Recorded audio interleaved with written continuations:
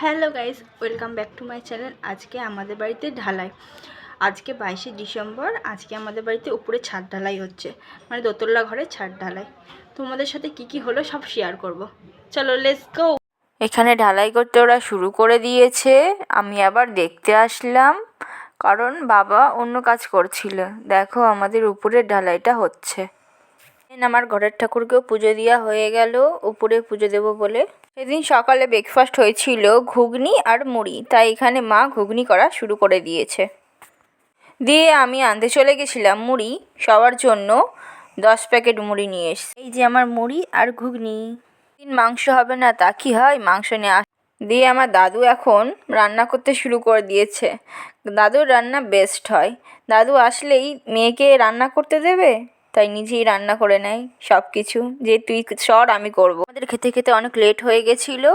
তারপর সবাইকে দিয়ে দিলাম খাবার, মিস্ত্রিদের, দিয়ে ওরা খেয়ে নিল। দিয়ে ওরা খেতে থাকুক। আজকের ব্লগটা এখানেই শেষ করলাম। সবাই ভালো থাকবেন, বাই।